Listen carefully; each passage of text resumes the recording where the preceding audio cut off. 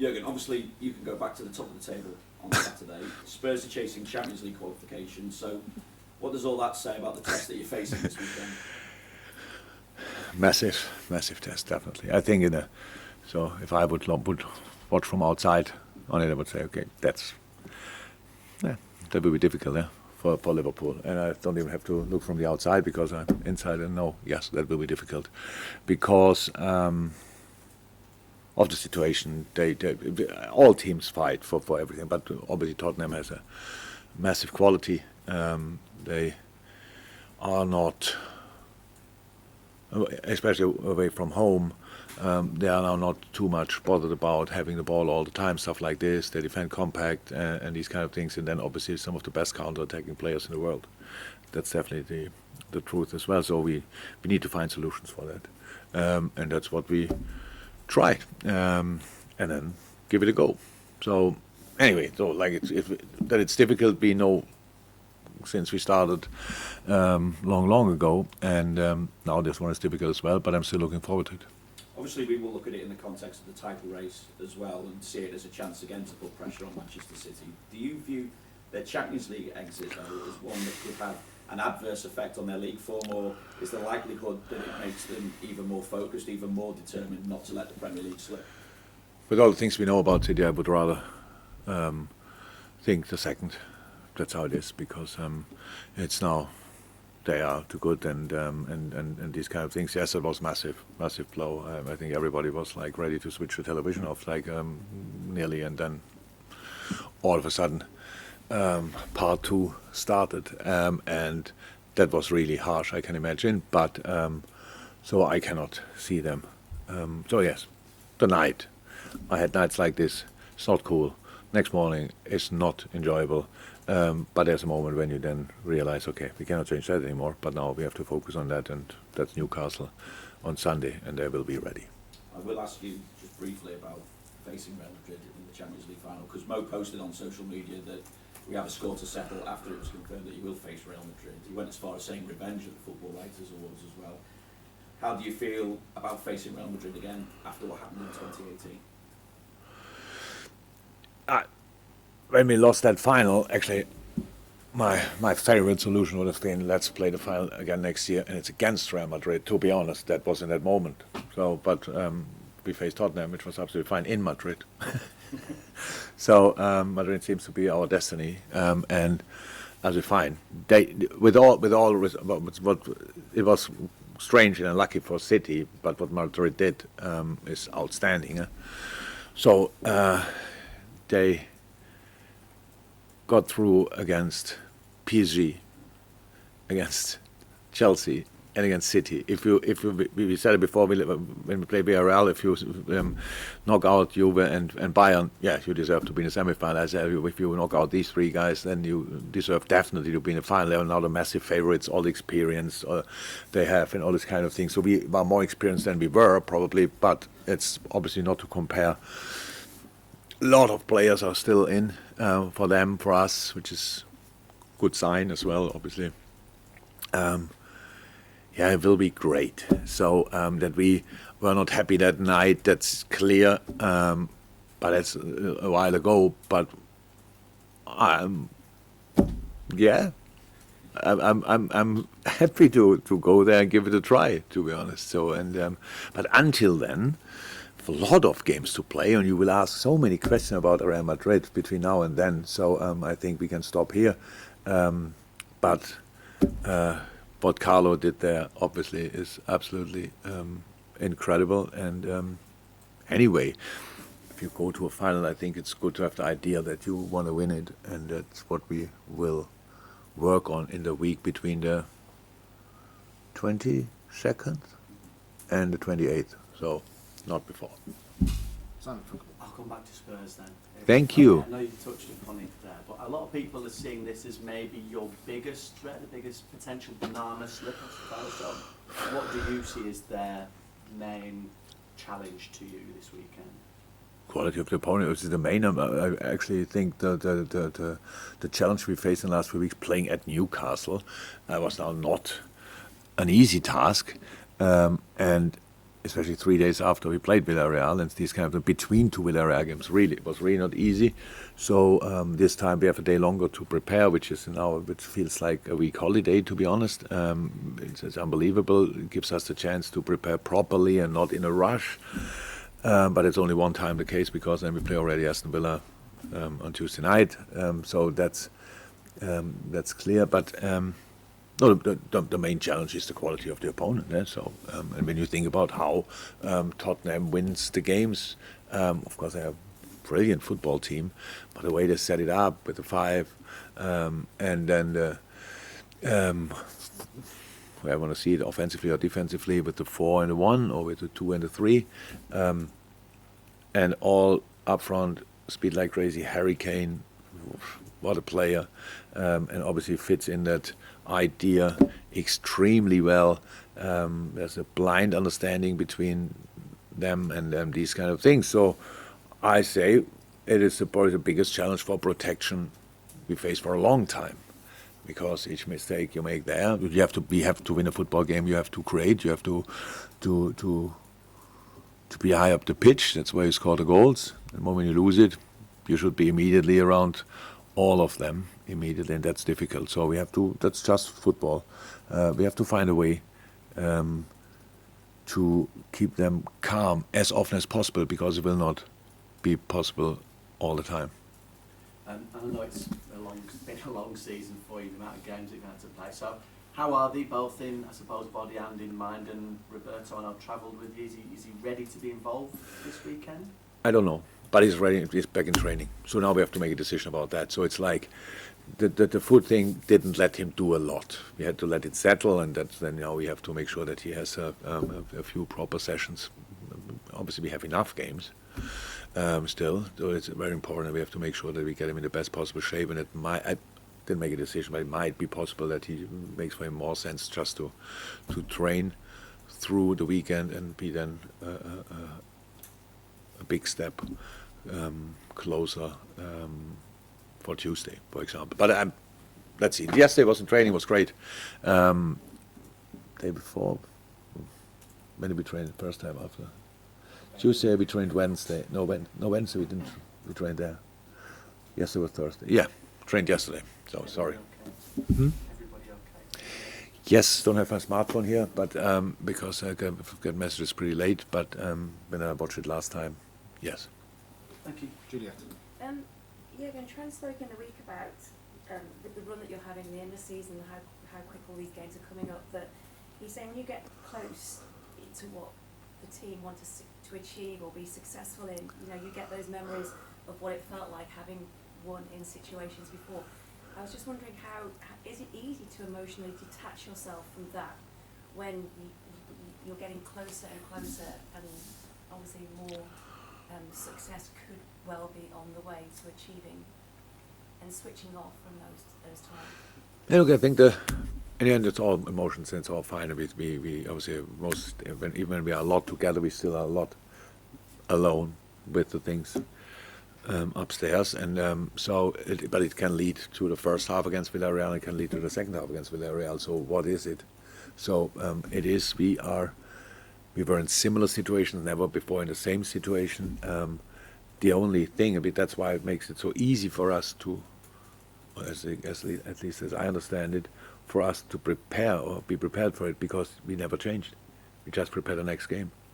So with a lot of good experiences and results in our, what is that, in our bag, and that's it. And this time it's Tottenham. So that's it. So we don't think too much, but it's more a feeling that we know that we get closer. And end of May, if you what is this, the 6th or so. So in 23 days, we know everything. Between now and then, a lot of games, and we cannot play them all together, but we can play one after the other, and that's what we do. And it's Tottenham. Yes, the feeling is good, but we still are able to play a first half against Villarreal. We felt brilliant before the game and played really bad. So let's make sure that we play good. Julia from Merseyside, then we've got to Carl Markham. Following on from that, what challenge is it for you and your coaching staff right now, with you've done 3 competitions, a couple of games a week, all the travelling? I just wondered about, you don't get much time on the training pitch or as much time to look at the opposition. I presume it's longer hours for you at the moment, working hours, but what kind of challenge or new challenges is that for you personally and the coaching staff? It's actually like it always was, just for a longer period in the season. So usually in this moment in time, you have no, we play already like Saturday, because maybe you're not in that final or that final. So that means we never can really train. We spoke about that quite frequently here. Nobody gives us time to train. We recover, have a -1 session, and go from there. Today is the only session we have, real session.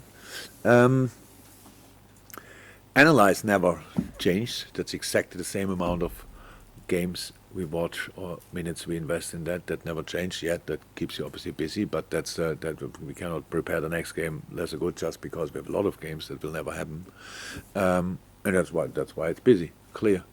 But it's the best reason to be busy I can imagine, to be honest. So it's things we love to do, and what Julia said now, but it was like it's really more underneath that you really don't feel the intensity that much. So it's like you just go for it. It's because it's final here, final there.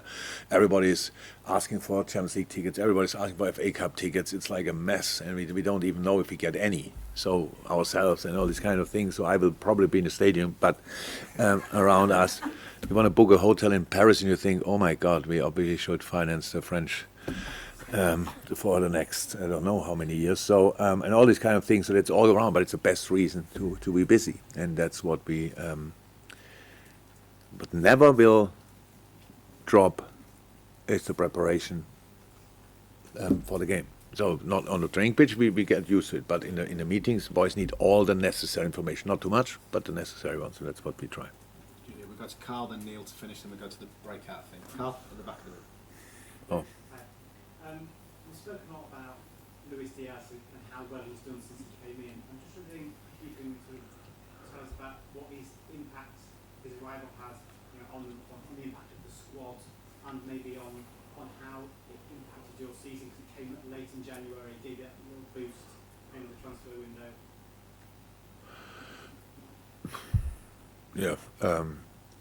Yeah, unbelievable impact, clear, because I think each squad in the world there's enough space in each squad in the world for a world-class player, to be honest, and that's what Louis is. That's why we were so desperate to get him, and that's why we were so happy that we could have got him, and that's makes all the difference. So if you watch whatever, if you go through our games in the Champions League, playing the Champions League, when we played Porto, he was still there. So it's really strange. It's a really strange situation. Now it goes with us to the final, which is absolutely outstanding. You could see what it means to him. Yes, and involving an outstanding player is good for each squad. It was good for us, definitely. Not only because we had the African Cup and the boys were not here, but because of that as well. So really, thank God we made that decision, because it helped everywhere, and he is so it's so much up to him, more than it was to other players maybe, because he communicates really with everybody without really speaking the language. Okay, we have the Spanish fraction, that's no problem. They are really close. They helped him so much. Thiago, Fab, Ali, Bobby, all these kind of guys a lot. Adrian is great in these aspects. But he's really close with Curtis. He's really close with Harvey. I have no idea how they talk, to be honest. But he's really close. It's just on an emotional basis they are like this, and they were after a week, and that's really strange. But it's up to him. Okay, sorry, we've got a couple more cards. We've got Neil, and then we've got our visitors from DAZN in Japan, and then we go to the breakout. Yes, Neil. Hi. I saw you in Villarreal, obviously going back out and slapping the fans that were in the away end. Obviously it was not great weather over in Spain. Just wondered, this time of year, obviously they're going through so much money, so much time and energy. How much inspiration does that give you as players? It's so touching. I can't believe it. Honestly, it was. I thought the only difference in Villarreal was that the rain was warm, but that was the only difference. The sky was grey and all these kind of things. We left here with the weather, then we arrived in Villarreal. There was a moment when we got really angry, all of us. I thought, what is that? But that's great. And now when you see, the ticket prices and all this kind of stuff, the amount of tickets you get only for the, I'm not sure. Did I read? Is it right that we get only 20,000? They get 20,000, 75,000 in. Yeah. That makes 35,000. What? Where are these tickets? So, but these tickets are really expensive. I cannot be more appreciative. I cannot be more thankful for what the people are doing. But unbelievable.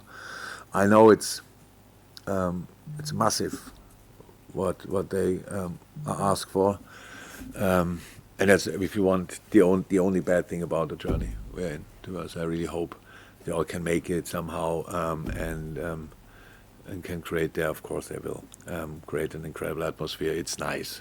So if you don't get a ticket, so don't want to invite now people to Paris, but this time it's big enough. I did last time for Basel, and whole Switzerland was like this. But I think Paris is big enough that you can go there without a ticket and have a good time, behave yourself, but be in the best possible mood. So these kind of things, it's a great thing. And if you cannot go there, then watch it here in any kind of surrounding. It will be absolutely fantastic. But that's what I love about this game. It's really, the world will be red or white, but everybody will be either or. So, and that's really cool, and it makes it a proper final, obviously. And but it's difficult to get there. And whoever followed us all the time or only one time, I can only say thank you very much. You made it really special. That's how it is, because wherever we were, they made it our ground. The boys won all away games in this campaign, which is absolutely incredible. Yeah, because we had so much support wherever we were. Thanks. Final question then from DAZN, Japan, until we go to the breakout. Yes. Okay. Do you remember me? Yes. Dankeschön. Zwei Fragen, okay? Yeah. Dormiccia. Oh, good. Yeah. Fine. 指導者を目指す者にとって、これだけ強いチームを持つ監督に必要なものを3つ教えてください。I'm trying to become a football manager, and you're such a prolific manager. And can you tell us three things that you value the most as a football manager? Wow. Can you believe? I was now a little bit. I was thinking, but again, what three things about becoming a football manager, or what you need to be a football manager, or what was it? What do you value the most? Qualities, I guess. Yeah. in terms of- Qualities, yeah. Oh. Never thought about it really. Sorry. So that's the wrong start. If you want to become a football manager, you have to watch football like crazy. The rest you will realize later. So just watch football, coach teams, start wherever you are, which level, U15, U16, U10s, go out on the pitch and do exactly that. And don't, the dreams come later. First you have to work. Second question? ドルトムントで香川とリバプールで南野と日本人と仕事をしていると思いますけど、日本人の優れている点と彼らに求めているものは何ですか？ So you've been working with the Japanese players, Fiala and Goldman, and Minamino here. What do you think is a great quality about Japanese players, and why do you work with them? First and foremost, congratulations. Both are fantastic representatives, whatever, of Japan, either with Shinji for me in Dortmund or Taki here. Fantastic boys, fantastic footballers, and it's one of the hardest things I had to do in the moment. When Taki is not involved, it's really hard, because the last thing he deserves is not being involved. He trains incredible. Just that the team, and since Taki came here, improved a lot. I like a lot the steps he made and all these kind of things. How he deals with the setbacks is insane, because the setbacks with not being involved from time to time, and it's really hard, because he never gives up. He always stays positive. He always goes for everything, and he's a big part of the story of this team this year and last year. So no, you should be really proud of him.